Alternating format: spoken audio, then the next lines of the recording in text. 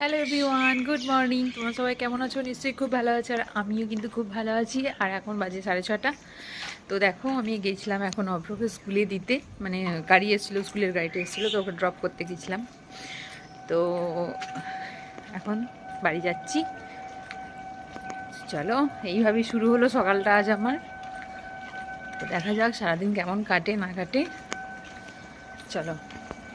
Hello everyone, তো অনেকক্ষণ বাদ দেখো এলাম তোমাদের কাছে, কারণ সেই সকালে ভিডিও করেছিলাম আর কোনো ভিডিও শ্যুট করতে পারিনি, কারণ আজকে অনেক কাজের চাপ ছিল। মানে পুজো যেদিন আমাকে করতে হয় সেদিনে এক্সট্রা কাজগুলো আমাকে করে নিয়ে পুজোটা করতে হয়। অভিজিৎ আজকে নেয়, একটু বাইরে গেছে। আর এই স্নান টান করে পুজো টুজো করলাম। আর দেখো অভ্রস চলে এসছে স্কুল থেকে, এইমাত্র জাস্ট ও এলো। আর মিষ্টুও চলে এসছে, ও স্নান করলো। তো এবার খাওয়া দাওয়া করব। আর ওয়েদারটা কিন্তু বেশ ভালো আছে, খুব একটা ঠান্ডাও নেই, খুব একটা গরমও নয়, বেশ ভালো লাগছে। আর শীতটা অনেকটাই আমাদের এখানে কমে গেছে। আর স্কুল কেমন হলো আজকে তোর? অনেক ভালো। ভালো? হ্যাঁ, এত ভালো হয়েছে বলার কিছু নেই। একদিকে খারাপ হয়েছে, একদিকে ভালো হয়েছে। কি খারাপটা হয়েছে? ওইটা কেন বলবো?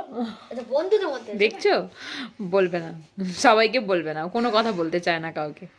তো চলো, এখন এবার খাওয়া দাওয়া করবো একটু পরে। অভ্র স্নান টান করুক তারপর। তো চলো, তারপর আবার আসছি। টাটা। এখন খাবার খেতে বসে গেছি। আর আমাদের আজকে রান্না হয়েছে ভাত, বেগুন ভাজা, উচ্ছে আলুর চচ্চড়ি, মাছের ঝোল। অভ্র মাছ খাবে না তাই ডিম, ব্যানানা চিপস, আলুর চিপস। আজকে অনেক কিছু রান্না হয়েছে নাকি রে মিষ্টি? না, আর ফুলকপি তরকারি খাবো না, কত খাবো। Everyone, good evening. তো দেখো, এখন সন্ধে হয়ে গেছে, সন্ধে টন্ধে দিলাম, তারপরে এই এখন চা খাচ্ছি। এরপর রান্না করব। আর অভ্রর তো কালকে বাংলা এক্সাম আছে, একটু এক্সামটা নিয়ে দেখবো কি আছে না আছে বাংলায় পড়া। তো এই পর্যন্তই। আর অভ্র তো ঘুম থেকে উঠতেই চাইছিল না, কোনো রকমে ঘুম থেকে উঠলো। এখন এই চা খাবে, মানে ডেকে ডেকে আলা ছেলেকে, ওঠে আর না। তো এখন খাচ্ছি চা। সোয়েটার না পরলে ঠান্ডা লাগছে, সোয়েটার পরলে গরম করছে, মানে একটা বাজে ব্যাপার, তাই না? তো চলো দেখি রাতে আবার কি রান্না করব, জানি না।